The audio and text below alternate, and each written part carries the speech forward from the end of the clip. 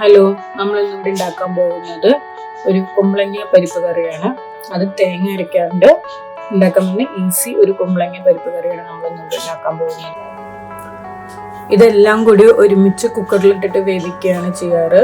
ഇത് ബാച്ചിലേഴ്സിനും ജോലിക്ക് പോകുന്ന അമ്മമാർക്കും എല്ലാവർക്കും ഇത് പ്രത്യേകിച്ച് നമുക്ക് ഉണ്ടാക്കാൻ പറ്റുന്നതാണ്. ഒറ്റയടിക്ക് 2 വിസിലോടെ നമ്മുടെ കാര്യം കഴിയും. പിന്നെ ജസ്റ്റ് ഒന്ന് കാഴ്ച വെച്ചാൽ മതി. നമുക്കപ്പോൾ ഇത് ഉണ്ടാക്കുന്നത് നോക്കാം. ആദ്യം നമ്മളൊരു കുക്കർ അടപ്പത്ത് വയ്ക്കാം.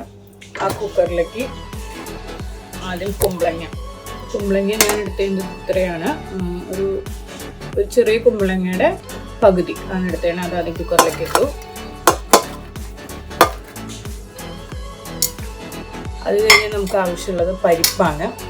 പരിപ്പ് ഞാൻ 1/2 കപ്പ് പരിപ്പ് 20 മിനിറ്റോളം സോക്ക് ചെയ്ത് വെച്ചതാണ്.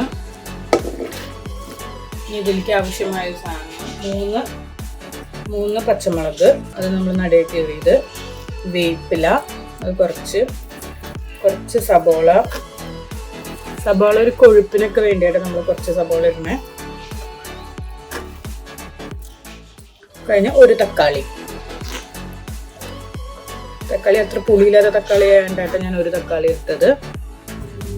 അത് കഴിഞ്ഞ് അതിലേക്ക് ഒരു 1/2 ടേബിൾ സ്പൂൺ നമ്മുടെ മഞ്ഞൾപ്പൊടി ഇട്ട് കൊടുക്കാം.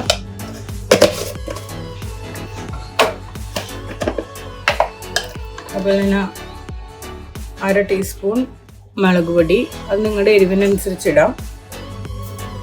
കുറച്ച് സോൾട്ട്, ഇതിലേക്ക് ആവശ്യമുള്ള ഒരു ടേബിൾ സ്പൂൺ വെളിച്ചെണ്ണ. ഇതെല്ലാം കഴിഞ്ഞ് നമുക്കൊന്ന് മിക്സ് ചെയ്യാം.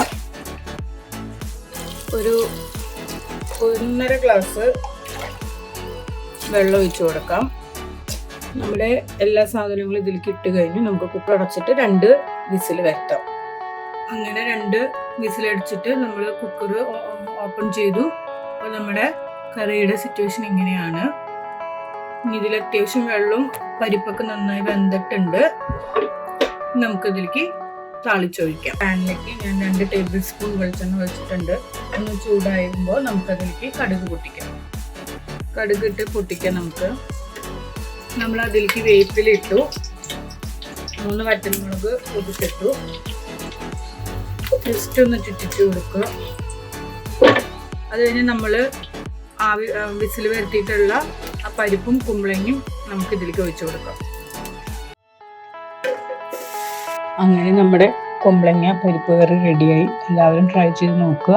ട്രൈ ചെയ്തിട്ട് ഇഷ്ടപ്പെട്ട് കഴിഞ്ഞ് കഴിഞ്ഞാൽ ലൈക്ക് ചെയ്യുക, ഷെയർ ചെയ്യുക, സബ്സ്ക്രൈബ് ചെയ്യുക. സബ്സ്ക്രൈബ് ബട്ടൻ്റെ സൈഡിൽ തന്നെ ഓൾ എന്ന് പറഞ്ഞ ഒരു ബെല്ലൈക്കൺ ഉണ്ട്. അതുകൂടെ ക്ലിക്ക് ചെയ്താൽ നിങ്ങൾക്ക് എൻ്റെ എല്ലാ നോട്ടിഫിക്കേഷനും, ഞാനിടുന്ന എല്ലാ വീഡിയോയുടെ നോട്ടിഫിക്കേഷനും നിങ്ങൾക്ക് കിട്ടും.